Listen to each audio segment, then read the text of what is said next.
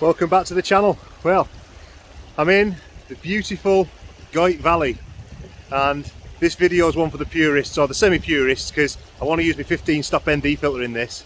For now, I've got this bridge. When I shot the last video, I came down here and I wanted to take a picture of the bridge, but I didn't have the time to do it. So I thought, right, it's one for another day. So here we are. Skies are blue.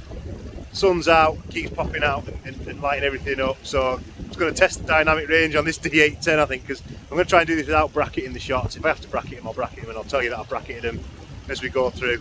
So I'll give you I'll flick you around and have a quick look at what we've got. So we've gone a bit mental with this. I've thrown on the 6-stop ND filter, polarizer, that's why the sky looks so blue. I think there's a song in there somewhere.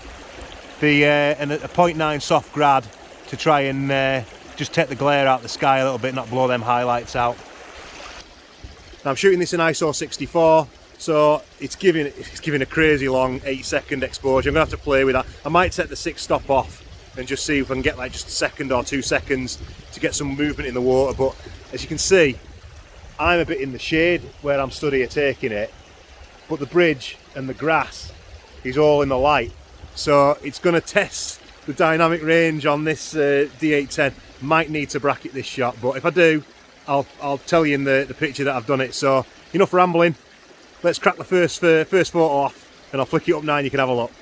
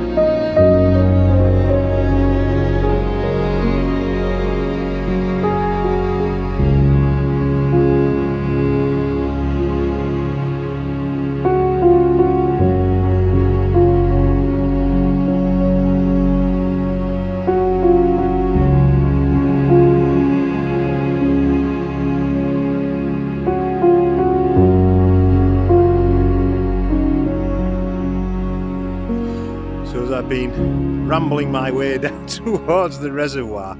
I've just come across this little shot here with this dry stone wall leading to a tree, and it's quite nice. I'll just flick you around, you can have a look.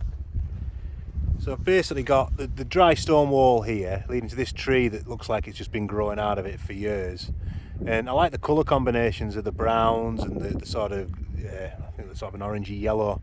I'm in two minds as whether to include the sky or take it out, so I'm going to take 2 photographs, one including it with the polarizer, and one, if you see, I've put the tripod literally as high as I can get it to try and sort of shoot down onto the tree so I can cut the sky out. Now it's struggling a little bit, if I'm being honest, because the tree's branches are right as high as it'll go. They're right on the top of that hill.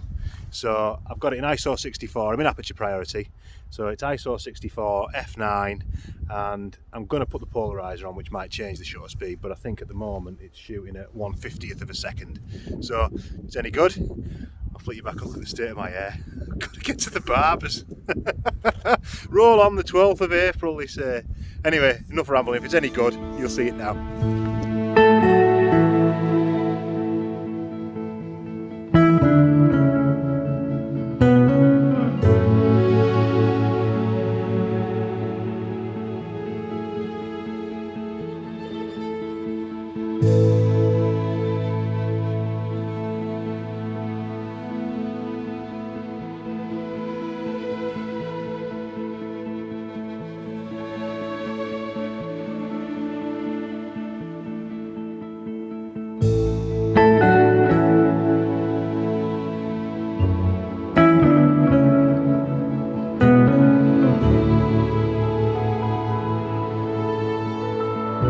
Well, there's a lesson in here somewhere. What I thought was going to be about 35 minutes, maybe 40 minutes, it's turned into over 2 hours. The path doesn't go all the way around the reservoir. It takes you up into the moors, up, left, down, right. It's just an absolute nightmare. And I've got on this side, I don't even know if I can get down to it. So this may be a change of plan, but we shall see. We live in hope, as we always say. What an absolute nightmare. This just goes to show you, a bit of local knowledge goes a long way, and unfortunately on this side of this reservoir I have none. Anyway, enough. See if we can find a way down. I'll flick you back on if and when I manage to make it to the bottom of this rather steep hill. Well, I made it down onto the banks of the reservoir, and unfortunately there isn't much foreground interest down there, and the other problem is, you can probably hear on the microphone on this camera, there's a lot of wind, and the problem with the long exposures are, if your foreground's moving, it's got to be blurry. So I think the long exposure for today is probably not going to happen. I know I could Photoshop it, I could go down that road and take 2 exposures and do all that and blend them together, and but to be honest, if the image warranted it, I'd probably say yeah, go on, I'll have a go. But there's just no foreground interest. It's desolate, which is so disappointing. I had such high hopes for this location from the other side. I thought, oh, it looks fantastic. So 2.5, nearly 3 hours in, walked all the way around for nothing. But that's the joy of landscape photography for you. I think there's other opportunities though. So onwards and upwards, and let's find some other things to take some snaps of.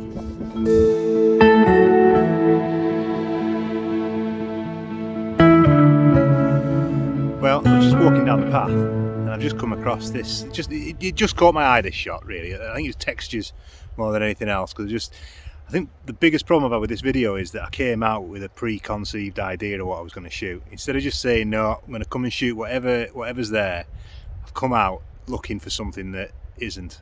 And I think it comes down to the fact that I love shooting in the Lake District, and up there you can shoot long exposures all day long. There's always something nice to shoot long exposure wise, and where I live there isn't. Everything's reservoirs, so you've got a lot of plantation woodland that sort of sits around them usually, and I think that I'm looking for something here that perhaps isn't there, which is no problem. It's just a case of that it's lesson learned. Don't come out with your preconceived ideas of what you should be going out to shoot. Just go out and shoot what's there. So anyway, I've come across this scene here, and I'll just flick you around so you can see.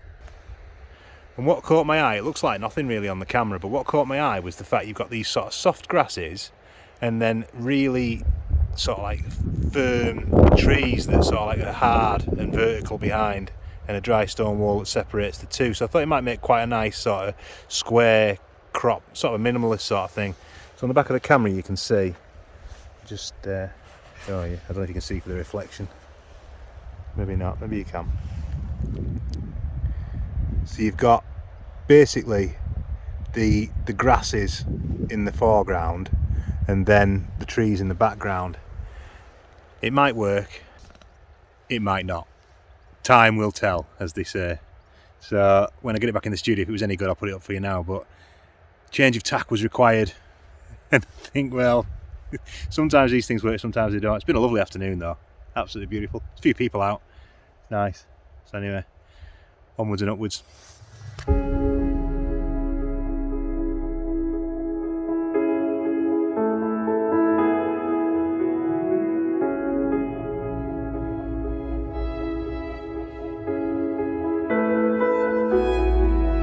Right, unfortunately, this is going to be the last image on this video, because the batteries on my camera, I thought I'd charge 3, I only charged 2, and the battery's about to run out. But I wanted to film this because I don't want to be accused of doing sky replacements, right? Because this video, I guarantee all the way through, there have been no sky replacements. Everything has been shot in camera, so it's all editing in Lightroom and Photoshop afterwards with no sky replacements. But can you see that there? That's the moon, right? And I think, if I show you this, I think there's a lovely shot of this tree and the moon. Now, I'm going to have to do some jiggery pokery, because it's not going to come out as clear or as big as it actually is in real life. So what I'm going to try and do, and I know people are going to say, oh, this is not photography, but right, I don't care. I'm going to take a picture of the tree. I'm then going to take a picture zoomed right in on the moon, and I'm going to make the moon as big as it looks to me when I'm stood here now, because it is quite big. If I'm being honest, it's quite big. I'm not going to put a super moon or anything crazy, but I am going to put the moon back in Photoshop. So I hold my hands up. I'm sorry for I have sinned, or I'm about to, but it's too good not to. So I've got to get this shot quickly before the battery runs out. So if it's any good, I'll put it up now for you.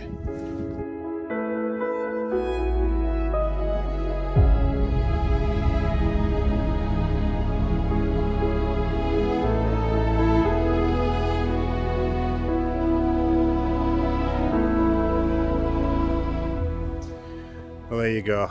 I'm feeling suitably exercised now, should we say, after about 5 hours.